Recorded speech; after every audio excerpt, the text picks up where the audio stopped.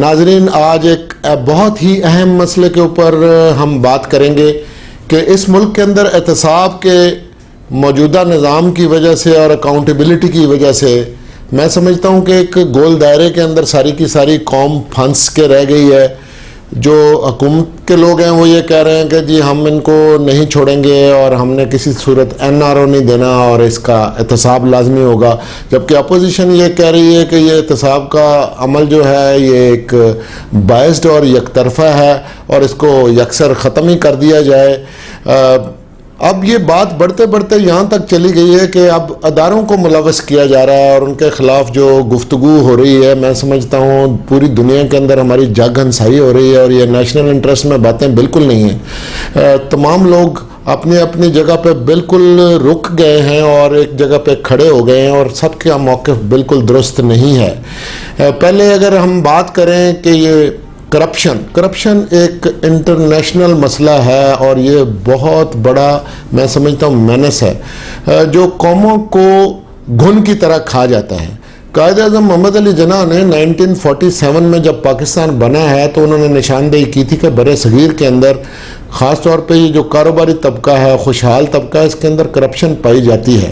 یہاں پہ سیٹلمنٹ کی الاٹمنٹ کے سلسلے کے اندر پہلا جو ہے وہ فراڈ اور گھپلے ہوئے ہیں. پھر یہاں پہ لوگوں کو آپ دیتے رہے ہیں مختلف قسم کے لائسنس ٹیکسٹائل کے لیے اور کوٹا سسٹم چلایا جاتا رہا ہے، اس کے اندر دھاندلی ہوئی ہے.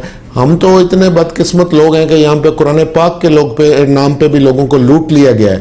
یہ جو لوگ وائٹ کالرڈ کرائم میں ملوث ہوتے ہیں اور کرپشن کرتے ہیں، یہ معاشرے کے بڑے خوشحال لوگ ہیں، بظاہر بڑے عزت دار اور بہت سارے ان کے پاس پیسے بھی ہوتے ہیں. یہ they want to have more. ان کو عام کرمنل کے ساتھ کمپیئر نہیں کرنا چاہیے.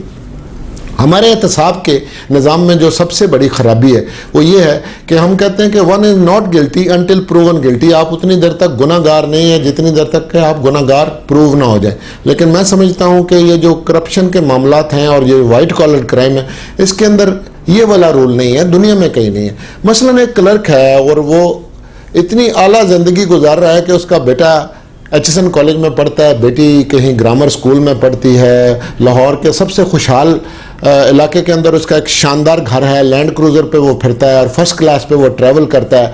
تو اونس اس کے اوپر ہونا چاہیے کہ تم بتاؤ کہ تمہارے پاس یہ پیسے کہاں سے ہیں اور وہ یہ ثابت کرے. اگر جائز ذرائع سے پیسے نہیں ہیں تو وہ گلٹی ہے. تو یہ تو پہلے تو یہ اونس بدلنے کی ضرورت ہے. دوسرا، یہاں پہ جو احتساب کے نظام بنے ہیں، کبھی پروڈا کا قانون بنا تھا، پھر یہاں پہ یہ احتساب کا جو موجودہ ایکٹ ہے یہ پرویز مشرف صاحب کے زمانے کے اندر بنا، وہ چل رہا ہے. ایک احتساب کا ایکٹ جو ہے وہ پختونخوا کے اندر بھی پڑا تھا. یہ سب کے سب فیلئر ہیں اور ادارے بھی مختلف ہیں جو تحقیقات کرتے ہیں. ہمارے پاس FIA بھی ہے، ہمارے پاس NAB بھی ہے، ہمارے پاس اینٹائی کرپشن اتھارٹیز بھی ہیں.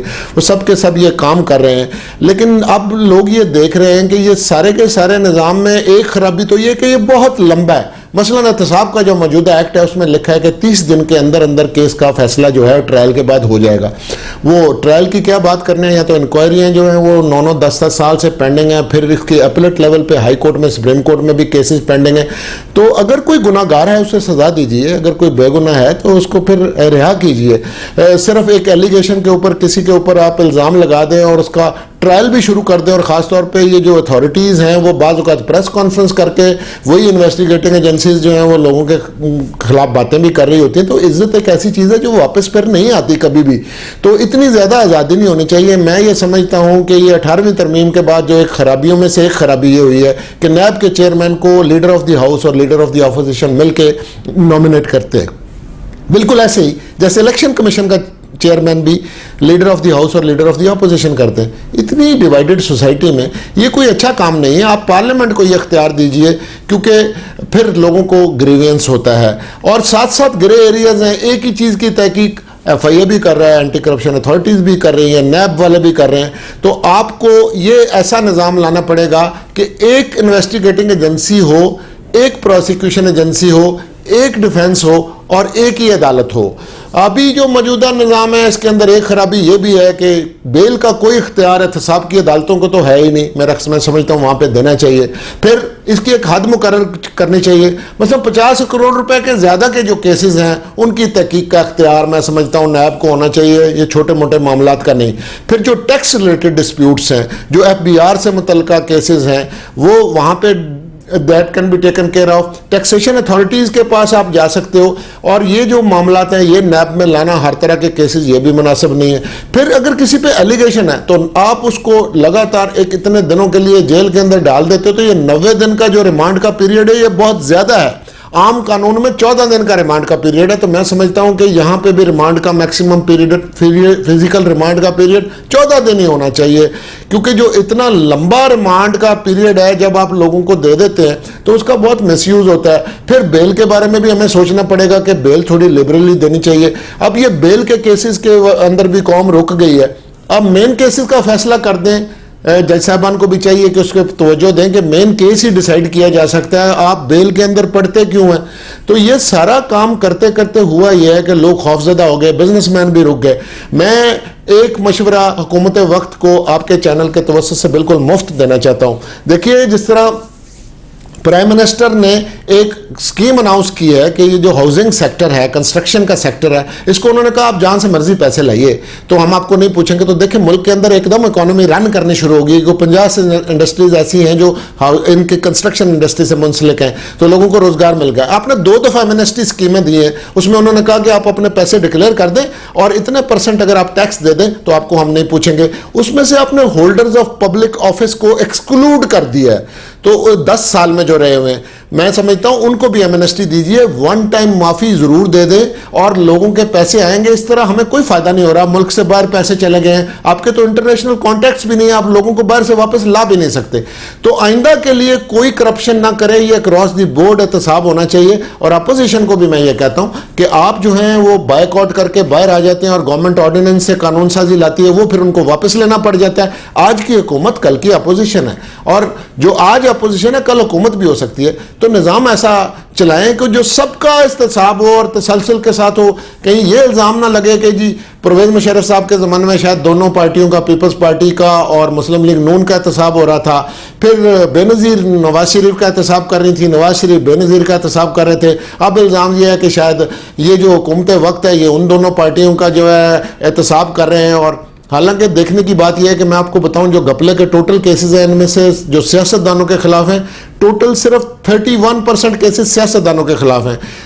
اس میں سے 70% کیسز جو ہیں وہ تو بزنس مینوں کے خلاف ہیں. لیکن اب پچھلے دنوں سول سرونٹس نے کہا جی ہمارا اپنا نظام ہے, ہم خود احتساب کر لیں گے. اسی طرح پھر پولیٹیشین کہیں گے کہ جی آپ پارلیمنٹری پارٹی سے ہمارا احتساب کرا لیں.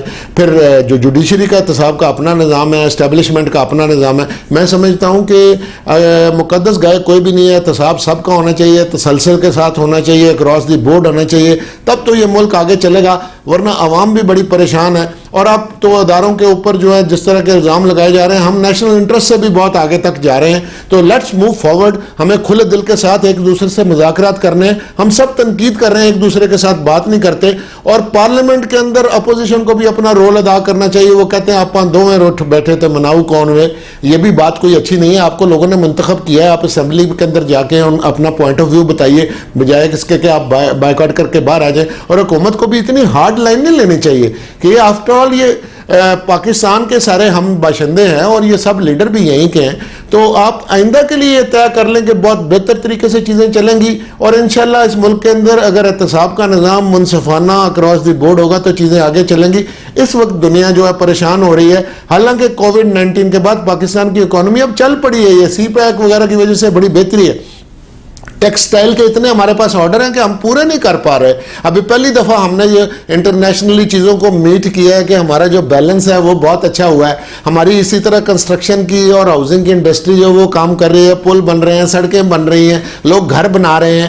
اور اس کے ساتھ ساتھ اچھی بات یہ ہے کہ انشاءاللہ بہت جلد 21 پوائنٹ ہم نے پورے کر دیے ہیں. ہم یہ جو ہمارے اوپر گرے ایریا سے بھی ہم نکلنے والے ہیں, یہ پابندیاں بھی دور ہونے والی ہیں. لیکن جب ہم ایک قوم کے طور پہ تسلسل کے ساتھ سب مل کے قومی معاملات میں اختلافات اچھی بات نہیں ہے. ہمیں طے کر لینا چاہیے کہ یہ معاملات میں تو ہماری کوئی چینج نہیں ہوگی پالیسی اگر ایک حکومت سے دوسری آ جائے, کیونکہ جو انٹرنیشنل کمٹمنٹ بھی ہیں وہ بھی اگر آپ چینج ہو کے بدلتے ہو تو وہ لوگ آپ کے ملک سے بڑے نالاں ہو جاتے ہیں, کیونکہ ان کی اسٹیٹ ٹو اسٹیٹ کمٹمنٹ ہوتی ہے. Thank you very much.